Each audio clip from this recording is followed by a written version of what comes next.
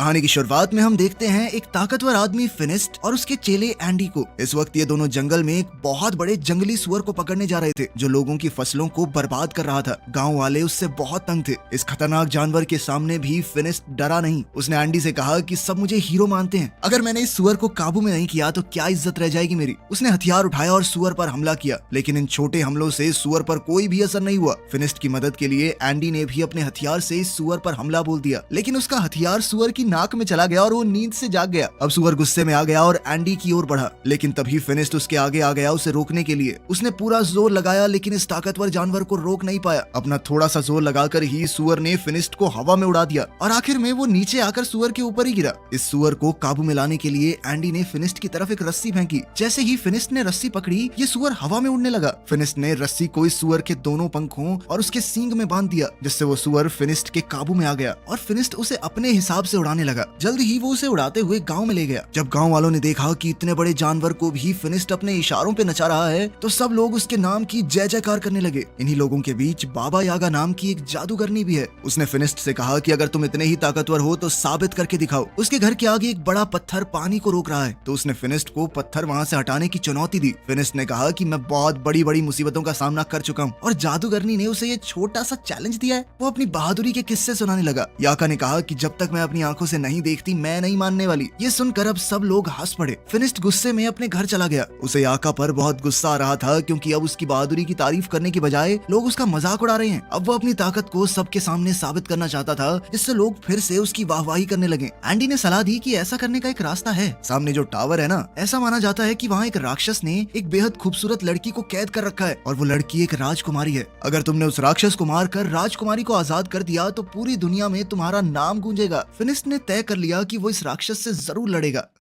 रात होते ही फिनिस्ट और एंडी उस टावर की ओर निकल पड़े। वहां पहुंचकर उसने देखा कि यहाँ पहले से ही कुछ योद्धा इस राक्षस को हराने आए थे, लेकिन वो लोग मशहूर होने यहाँ नहीं आए। वो तो राजकुमारी को बचाकर उससे शादी करना चाहते हैं। उन सब ने फिनिस्ट से पूछा कि अगर उन्होंने मिलकर राक्षस को हरा दिया तो राजकुमारी किसे मिलेगी। इस बात पर फिनिस्ट ने कहा कि मुझे नहीं चाहिए ये राजकुमारी, मैं तो बस यहाँ पे नाम कमाने आया हूँ। अलग जाकर फिनिस्ट ने एंडी को बताया कि वो उस राक्षस को अकेले मारना चाहता है, इसीलिए वो सुबह का इंतजार नहीं करेगा। ये कहकर वो टावर के अंदर खिड़की से चला गया। वहाँ पहुँचते ही फिनिस्ट को वो खूबसूरत राजकुमारी मिली। उसने फिनिस्ट से कहा कि क्या तुम भी मरने के लिए आए हो। फिनिस्ट ने कहा कि मैं तुम्हें बचाने आया हूँ। ये सुनकर लड़की भाग के अंदर चली गई। उसे रोकने के लिए फिनिस्ट ने उसका हाथ पकड़ लिया। राजकुमारी ने अपना हाथ छुड़ाया और एक पिलर के पीछे चली गई। तभी पीछे से एक सांप ने फिनिस्ट पर हमला कर दिया। फिनिस्ट इस सांप से लड़ने लगा। तभी फिनिस्ट को समझ आया कि ये कोई आम सांप नहीं है, बल्कि उस राक्षस की पूंछ है जिससे लड़ने वो यहाँ आया है। ये देखकर उसने पहले तो राक्षस पर खूब हमले किए, लेकिन जब कोई वार काम नहीं आया तो फिनिस्ट ने उस राक्षस की दुम यानी उसके सांप वाले मुंह को हाथ में पकड़ लिया और अपनी पूरी ताकत से इस सांप के मुंह को चीरने की कोशिश की। लेकिन जैसे ही फिनिस्ट ने उसका मुंह अपने हाथों से खोला,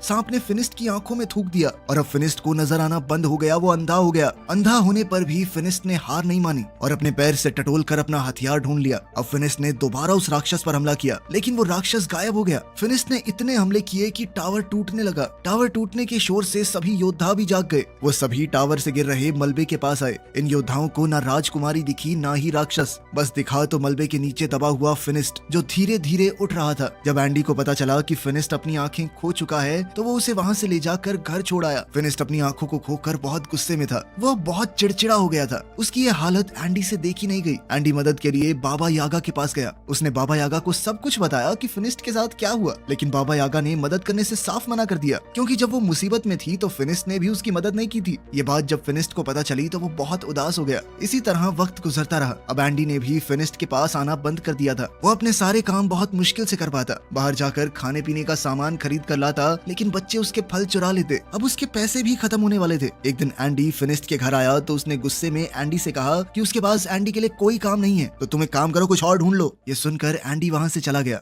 बीतते समय के साथ फिनिस्ट के सारे पैसे खत्म हो गए। अब वो दिन आ गया कि फिनिस्ट बाजार के सड़े गले फल खाने लगा। ऐसे ही एक दिन जब उसे सड़ा गला फल भी नहीं मिला तो वो अपनी टोकरी लेकर बाजार में बैठा रहा। बाबा यागा वहाँ से गुजर ही रही थी कि तभी उसने फिनिस्ट को देखा, तो उसने अपनी टोकरी से कुछ खाने का सामान फिनिस्ट की टोकरी में डाल दिया। इससे पहले ये दोनों कुछ बात करते गाँव पर कुछ लुटेरों ने हमला कर दिया। ये लुटेरे गाँव के लोगों को मारने लगे। फिनिस्ट देख तो नहीं सकता, लेकिन उसे अच्छे से सुनाई दे रहा था कि कैसे लोग मर रहे हैं, तड़प रहे हैं। जैसे ही लुटेरे उसके पास आए उसने आवाज सुनकर वापस उन पर हमला किया। कुछ देख न पाने के बावजूद भी सिर्फ आवाज के सहारे वो 2-3 डाकुओं से एक साथ लड़ रहा था। एक दूसरे डाकू ने फिनिस्ट पर रस्सी फेंकी, लेकिन फिनिस्ट ने ये रस्सी पकड़कर डाकू को घोड़े से नीचे गिरा दिया और फिर उसे अपनी तरफ खींचकर उसकी खूब धुलाई की। लेकिन कुछ डाकुओं ने पीछे से उस पर हमला किया और वो वहीं बेहोश हो गया। जब उसे होश आया तो वो एक शिप में था। उसकी गर्दन और हाथों को एक लकड़ी में बांधा गया था। इस जहाज में बाबा यागा और गांव के काफी सारे लोग भी थे। फिर हमने देखा कि एंडी भी यहाँ है। वो जहाज में आजाद घूम रहा था। बाबा यागा ने पूछा कि तुम आजाद कैसे घूम रहे हो? तो उसने कहा कि मैंने इन डाकुओं को यकीन दिला दिया है कि मैं इनकी तरफ ही हूँ, मैं इनकी मदद करूंगा। साथ ही वो गाँव वालों के ऊपर डाकुओं के लिए नजर भी रखेगा। एंडी के पास इस वक्त एक सोने का चिराग है जो उसने डाकुओं से चुराया था। उसने कहा कि वो इस चिराग को बेचकर खूब पैसे कमाएगा। जैसे ही एंडी ने इस चिराग को रगड़कर साफ किया तो उसमें से एक जिन बाहर निकला। उसे देखकर सब घबरा गए, यहाँ तक कि एंडी भी। नीचे का शोर सुनकर एक डाकू वहाँ आ गया, लेकिन जिन ने इस डाकू को मारकर ऊपर फेंक दिया। जब जिन एंडी के पास गया उसकी ख्वाहिश पूछने, तो एंडी ने कहा कि वापस चिराग में चले जाओ, और वो जिन दोबारा से चिराग में चला गया। ऊपर से एक डाकू आया और एंडी के गले पर तलवार तान कर अपना चिराग उससे वापस ले लिया और कुछ ही देर में ये जहाज अरेबिया पहुंचा। गांव से लाए हुए सभी लोगों को गुलाम के तौर पर बेचने के लिए खड़ा कर दिया गया। वहाँ एक नकाबपोश आदमी आया और उसने फिनिस्ट, बाबा यागा और एंडी को खरीद लिया। वो उन्हें अपने महल में ले गया। वहाँ पहुँचते ही सभी लोग इतना बड़ा महल देखकर हैरान रह गए। इस महल में रोबोट काम कर रहे थे। हालांकि ये बहुत ही पुराना जमाना है। तभी उस आदमी ने अपने चेहरे से नकाब हटाया। उसने कहा कि हैरान मत हो, मैं एक साइंटिस्ट हूँ और ये सभी रोबोट उसी ने बनाए थे। इस आदमी ने बताया कि उसने और भी बहुत सी मशीनें बनाई हैं जिससे इंसानों का काम आसान हो सके।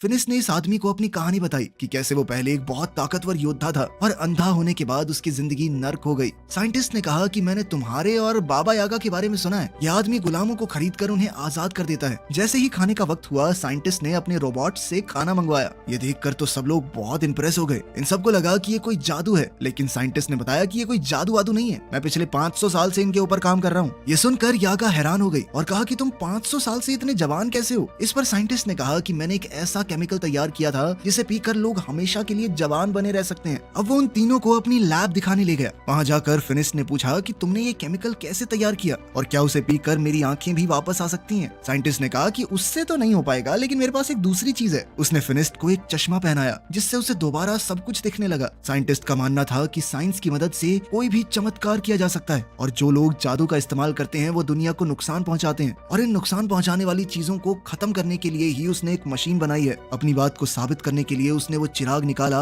जो उसने लुटेरों से खरीदा है। यागा ने कहा कि ये खतरनाक हो सकता है, लेकिन साइंटिस्ट रुका नहीं। उसने चिराग को घिसा और उसमें से जिन निकला। उसने अपनी मशीन चला दी जिसने जिन को अपने अंदर खींच लिया, जिसके बाद उसने कहा कि देखा, मेरे आविष्कार ने जीनी को खत्म कर दिया। उसी रात साइंटिस्ट को पता चला कि पास की एक पहाड़ी पर एक राक्षस है जो आम आदमियों को नुकसान पहुंचा रहा है। साइंटिस्ट ने कहा कि उसे तो पकड़ना ही होगा। जब ये बात फिनिस्ट को पता चली कि इस राक्षस का शेर जैसा मुंह है और सांप जैसी दुम, तो फिनिस्ट तुरंत समझ गया कि ये तो वही राक्षस है जिसने उसे अंधा किया था। फिनिस्ट ने साइंटिस्ट से कहा कि मैं भी साथ चलूंगा, मुझे उस राक्षस से बदला लेना है। लेकिन साइंटिस्ट उसकी जान को खतरे में नहीं डालना चाहता। इस पर फिनिस्ट ने कहा कि आपने मेरी मदद की है, इसलिए मैं भी आपकी मदद करूंगा। इसके बाद साइंटिस्ट ने फिनिस्ट को एक गैजेट दिया जिसे अगर राक्षस के पास रखा जाए तो वो खुद ही उसमें कैद हो जाएगा। रात को बाबा यागा इस साइंटिस्ट की लैब में घुस गई। वो यहाँ से उस केमिकल को पीना चाहती थी ताकि वो भी हमेशा जवान रहे, लेकिन साइंटिस्ट ने उसे पकड़ लिया और कहा कि अगर तुम लोग राक्षस को लाने में कामयाब हो गए तो मैं खुद ही तुम्हें उस केमिकल का थोड़ा हिस्सा दे दूंगा। अगले दिन जब वो सभी लोग जाने के लिए तैयार हुए तो साइंटिस्ट ने उन्हें अपनी स्पेसशिप दिखाई जिसकी मदद से वो वहाँ बहुत जल्दी पहुँच सकते हैं। उसने उन सबको उसे चलाना सिखाया। जाने से पहले साइंटिस्ट ने कहा कि मुझे वो राक्षस जिंदा चाहिए। साइंटिस्ट ने फिनिस्ट के हथियार को भी बेहतरीन बना दिया था। अब उसमें एक बटन था जिसे दबाते ही वो सब किया जा सकता है जो एक मामूली हथियार पहले नहीं कर पाता। अब उन्होंने उस उड़न तश्तरी में बैठकर अपना सफर शुरू किया और जल्द ही ये लोग उस पहाड़ी पर पहुंच गए जहां वो राक्षस है। काफी देर तक ढूंढने के बाद आखिरकार फिनिस्ट को उस राक्षस के पांव के निशान मिल गए। वो निशान एक गुफा के अंदर जा रहे थे। फिनिस्ट ने साइंटिस्ट की मशीन इस गुफा के बाहर रख दी। फिनिस्ट जानता था कि उसे राक्षस को मारना नहीं है, सिर्फ कैद करना है, इसीलिए वो बड़े आराम से अंदर गया और अपने हथियार से राक्षस को ललकारा और फिर वो बाहर आ गया। जैसे ही वो बाहर आया तो उसका सर एक पेड़ से टकरा गया जिससे वो वहीं पर बेहोश हो गया। राक्षस भी गुफा से बाहर निकल आया। इससे पहले राक्षस फिनिस्ट को कुछ नुकसान पहुंचाता, बाबा यागा ने जल्दी से उस मशीन को एक्टिवेट कर दिया। उस मशीन के अंदर से बहुत सारी चेन बाहर आई और राक्षस को खींचकर अंदर ले गई। फिर यागा ने लिवर दोबारा से दबाया और मशीन बंद हो गई। कुछ ही देर में फिनिस्ट को भी होश आ गया और अब वो सब लोग मिलकर वापसी का सफर करने लगे। सफर बहुत लंबा था, इसीलिए ये लोग रात को बीच रास्ते में ही आराम करने लगे। रात को पिंजरे से फिनिस्ट को एक लड़की की आवाज सुनाई दी। वो पिंजरे को खोलने लगा। बाबा यागा ने उसे ऐसा करने से रोका, लेकिन वो नहीं रुका। जब पिंजरा खुला तो अंदर वही राजकुमारी थी जो टावर के अंदर फिनिस्ट को मिली थी। बाबा यागा ने कहा कि इसका मतलब ये राजकुमारी ही वो राक्षस है। यागा ने कहा कि इसे बाहर निकालना काफी खतरनाक हो सकता है, लेकिन फिनिस्ट उनकी बात सुनने को तैयार ही नहीं था, क्योंकि शहजादी पर उसका दिल आ गया था। जैसे ही फिनिस्ट ने राजकुमारी की तरफ हाथ बढ़ाया, बाबा यागा ने उसे धक्का दे दिया और पिंजरे को बंद कर दिया। राजकुमारी ने बताया कि मैंने तुम्हारा हाथ इसलिए नहीं पकड़ा क्योंकि मेरे ऊपर एक श्राप है, अगर कोई भी आदमी उसे छुएगा तो वो राक्षस में बदल जाएगी। राजकुमारी ने कहा कि मैं बुरी नहीं हूँ, वो तब तक किसी को नुकसान नहीं पहुँचाती जब तक सामने से कोई हमला न करे, ताकि मेरी वजह से किसी को नुकसान ना हो। मैं तो यहाँ अकेली पहाड़ों में रहती हूँ, लेकिन इंसान उसे यहाँ भी जीने नहीं देते। इसके बाद हमने देखा कि साइंटिस्ट ने एक किसान की बिल्ली चुराई थी। किसान ने उससे भीख मांगी कि ये बिल्ली किसी का कोई नुकसान नहीं करती, बल्कि फायदा ही करती होगी थोड़ा बहुत। दरअसल रात को इस बिल्ली से लाइट निकलती थी जिससे आसपास रोशनी हो जाती, लेकिन साइंटिस्ट ने किसान की बात नहीं सुनी। उसने बिल्ली को अपनी मशीन के नीचे रखा। ये मशीन किसी भी चीज की जादुई शक्तियों को खींच लेती है, और इसी तरह इस मशीन ने बिल्ली की जादुई ताकत भी खींच ली और फिर बिल्ली को जादू से एक केमिकल में बदल दिया, जिसे साइंटिस्ट ने अपनी तिजोरी में रख दिया। यहाँ साइंटिस्ट ने बहुत सारे केमिकल्स पहले से इकट्ठा कर रखे थे। वहाँ राजकुमारी और फिनिस्ट एक दूसरे से प्यार करने लगे थे। बाबा यागा और एंडी इन दोनों को कैद करके साइंटिस्ट के पास ले जाने लगे। ये लोग जब साइंटिस्ट के महल में पहुंचे तो दूर खड़े होकर ही साइंटिस्ट को देखने लगे। उन्होंने देखा कि साइंटिस्ट ने एक जादुई परिंदे का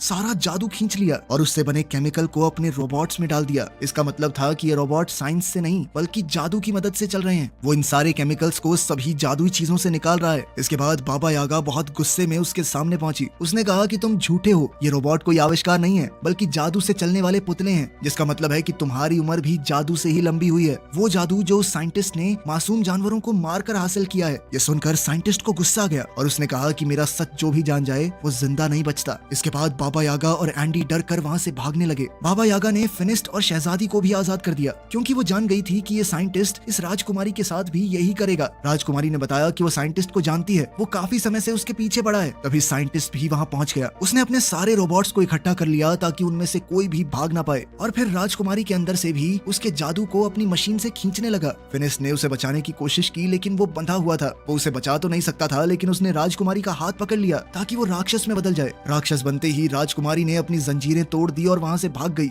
मौका पाकर बाबा यागा और फिनिस्ट भी वहाँ से बच निकले, लेकिन साइंटिस्ट के आदमी उनके पीछे लग गए। बाबा यागा ने उनसे बचने के लिए अपने जादू का इस्तेमाल किया। उसने तरबूज के बीज उन पर फेंके जो अचानक तरबूजों में बदल गए। साइंटिस्ट ने भी अपना बड़ा रोबोट निकाला। वो किसी भी हाल में फिनिस्ट और बाबा यागा को नहीं छोड़ सकता, क्योंकि वो उसकी सच्चाई जानते हैं। एंडी ने साइंटिस्ट को समझाया कि हमारे पास जितना जादुई केमिकल है बहुत है, लेकिन साइंटिस्ट नहीं माना। वो बड़ा टर्टल रोबोट जब बाहर निकला तो पूरा महल टूट गया। साइंटिस्ट अब इस रोबोट के अंदर बैठकर एंडी के साथ फिनिस्ट और यागा का पीछा कर रहा था। अब वो इन दोनों पर तोप के गोले बरसाने लगा। फिनिस्ट ने यागा से कहा कि तुम इसका ध्यान भटकाओ और मैं इसके ऊपर चढ़कर इसे उल्टा करने की कोशिश करता हूँ, क्योंकि एक बार अगर ये बड़ा सा टर्टल उल्टा हो गया तो सीधा नहीं हो पाएगा। जैसे ही वो रोबोट यागा के सामने आया, उसमें लगी मशीन यागा के अंदर के जादू को खींचने लगी, जिस वजह से यागा बिल्कुल बूढ़ी लगने लगी। ये देखकर फिनिस्ट को बहुत तरस आया, लेकिन जब तक वो साइंटिस्ट का ध्यान भटका रही थी, फिनिस्ट टर्टल के ऊपर चढ़ गया। जब साइंटिस्ट ने ये देखा तो उसने टर्टल के हाथ फैला दिए ताकि वो फिनिस्ट को नीचे फेंक सके। फिनिस्ट तो नहीं गिरा, लेकिन उसका चश्मा गिर गया। अब उसे दिखना बंद हो गया था। बाबा यागा ने जैसे ही ये देखा तो वो फिनिस्ट की मदद करने लगी। उसे बताने लगी कि कैसे लड़ना है, कहाँ जाना है। इतनी ही देर में राक्षस बनी हुई वो राजकुमारी वहाँ आ गई। उसे देखकर साइंटिस्ट डर गया। वहीं फिनिस्ट ने टर्टल के गले में जंजीर बांध दी और उसे उल्टा करने लगा, जिसके बाद टर्टल के अंदर मौजूद सारा जादुई केमिकल नीचे गिरने लगा। साइंटिस्ट ने अपने जादुई पंखों से वहाँ से बच निकलने की कोशिश की, लेकिन उसके जादुई पंखों ने काम नहीं किया और वो नीचे उस जादुई केमिकल में गिरकर मर गया। वहीं फिनिस्ट भी अब थक कर बेहोश हो गया था। राजकुमारी उसे वहाँ गिरा हुआ देखकर रोने लगी, क्योंकि उसे डर लग रहा था कि इसे कुछ हो तो नहीं गया। वो फिनिस्ट से सच्चे दिल से प्यार करने लगी थी। जैसे ही शहजादी के आंसू फिनिस्ट की आंखों में गिरे तो उसे अचानक ही होश आ गया। साथ ही उसकी नजर भी वापस आ गई थी। फिनिस्ट ने उससे अपने प्यार का इजहार किया और हमेशा राजकुमारी के साथ रहने का वादा भी, लेकिन राजकुमारी ने कहा कि अपने श्राप की वजह से मैं तुम्हारे साथ नहीं रह सकती। फिनिस्ट उदास हो गया और अपने बाकी साथियों के साथ गाँव वापस आ गया, लेकिन अभी भी वो राजकुमारी की याद में खोया हुआ था। जब बाबा यागा दोबारा जवान होने का रास्ता ढूंढ रही थी तो उसे राजकुमारी के श्राप को तोड़ने का तरीका भी मिल गया। वो खुशी से फिनिस्ट के पास गई और ये खुशखबरी उसे दी। उसने बताया कि ये श्राप शहजादी को जानबूझकर दिया गया है, इसमें उसकी कोई गलती थोड़ी है और अब उनका अगला काम राजकुमारी के श्राप को काटना ही होगा। लेकिन वो शायद इस मूवी के अगले पार्ट में दिखाया जाएगा, जो कि अभी आया नहीं है। वीडियो पसंद आई तो लाइक कर देना, चैनल को सब्सक्राइब कर देना और